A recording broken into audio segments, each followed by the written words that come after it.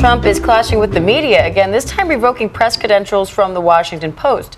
Trump accused the Post of covering him inaccurately, calling the paper phony and dishonest. Homegrown's next. The homegrown's built. You got to build about 5 more places. We also have homegrown criminals. I'd like to include them in the group of people to get them out of the country, but you'll have to be looking at the laws on that. Today, just today, 700 active duty Marines arrived on the ground in Los Angeles. Those 700 active duty troops joined 4,000 National Guard members that President Trump ordered into the city of Los Angeles against the wishes of both the mayor of Los Angeles and the governor of California. And as my mother would say and says often, none of this is on the level. Imagine if I had done any of this. Let me I just want to be clear about this. Imagine that.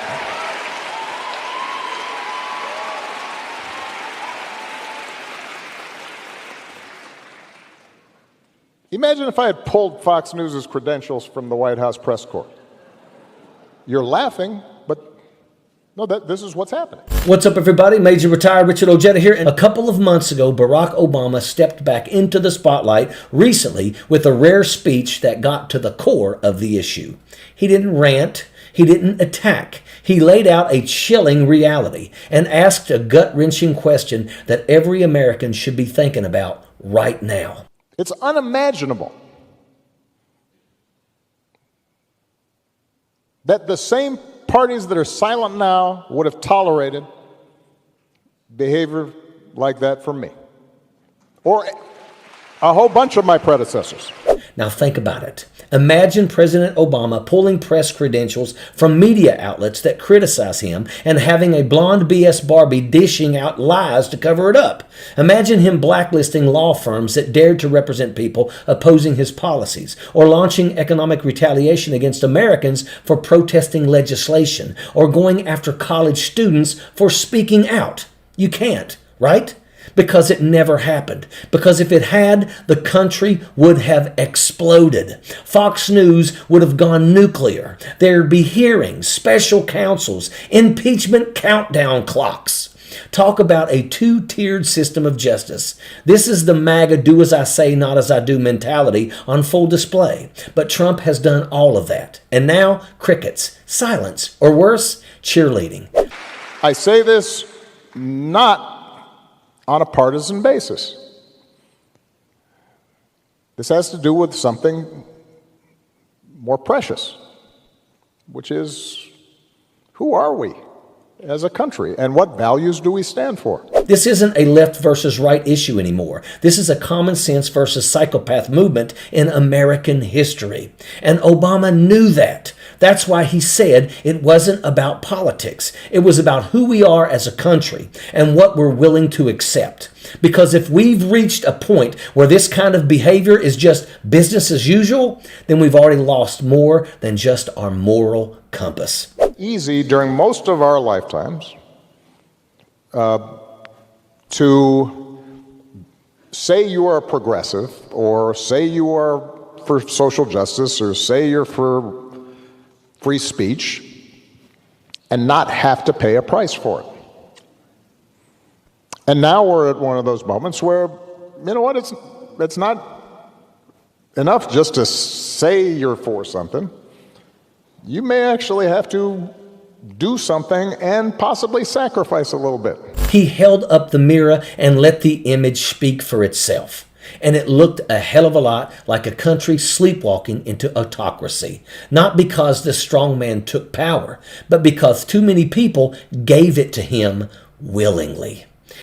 After Obama dropped that quiet thunderbolt of truth, the commentary started rolling in from all corners of the media universe. And yeah, most of it was exactly what you'd expect. Newsmax fired up its usual disinformation blender. Steve Bannon went full tinfoil with some rant about Civil War and deep state operatives. Blaze TV probably muttered something about Obama being part of a globalist lizard cabal, because of course he did. And the MAGA faithful, they dismissed the entire speech like it was another COVID outbreak. What we need now is vision from our leaders, direction, a plan, a reason to believe this country can still work. And that's the uncomfortable truth Democrats are now facing. The party has spent so much time being against Trump, they forgot how to tell people what they're for. It's like everyone has been running defense on democracy without building any offense. And while everyone is holding hearings and issuing statements, the other side is out there holding rallies, writing blueprints, and training cult members to storm the system with flags and zip ties. Van basically said what a lot of folks have been thinking but haven't dared to say on cable news. If the only thing Democrats are offering is, well, at least we're not Trump, then we're going to lose the country by default because the other side is selling something, even if it is a lie. They're selling vengeance. They're selling belonging. They're selling certainty, even if it's delusional. And people are buying it because fear is easier to sell than good social policies. Meanwhile, progressives are proposing real change, student debt relief, housing assistance, infrastructure, health care, but they're being drowned out by a media ecosystem that treats tantrums like ratings gold and treats actual governance like homework nobody wants to do. So Van was right to call it out. He wasn't criticizing Democrats to be petty. He was begging them to lead, to inspire, to fight for something more than just not being a fascist. Because right now we're in a battle between rage and reason is getting its ass kicked by louder, dumber people with better merch. We need to stop showing up to sword fights carrying a pillow. And here's the bottom line, exactly as Obama laid it out. It's unimaginable that the same parties that are silent now would have tolerated behavior like that from me or from a whole bunch of my predecessors. And he's right. Think about it. How many presidents are we talking about here? Reagan wouldn't have done this. Bush Sr. wouldn't. Clinton, nope. W, no. Even Nixon, as corrupt as he was, still resigned before setting the damn country on fire. Hell, the founding fathers are probably rolling over in their graves right now, choking on the idea that the Constitution is being twisted into a weapon by a 2-bit casino clown who thinks dictator on day one is a punchline. And yet here we are.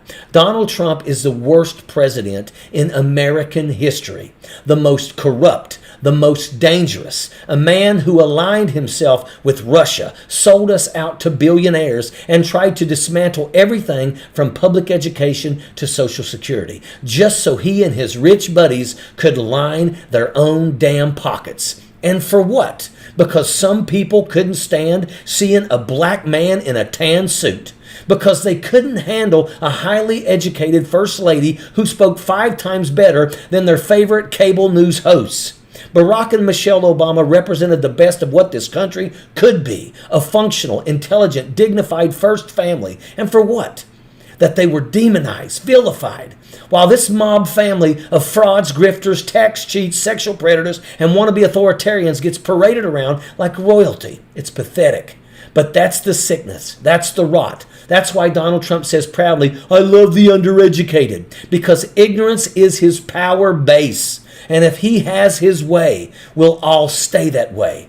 So go back to Obama's question, because it still echoes. What would have happened if he had done any of this? If he had sent troops into liberal cities to attack protesters? If he had threatened journalists? If he had tried to overturn an election? If he had stolen classified documents, lied about it, and then asked foreign enemies for help? What would have actually happened? The truth is, we all know, because this country was built on the idea that power only becomes a problem when it's held by the wrong kind of people. And in their eyes, Barack Obama was the wrong kind. Kamala Harris is the wrong kind. You and I, probably the wrong kind. That's why this moment matters, because we're not just fighting Trump. We're fighting the idea that power belongs only to those who look and act like him.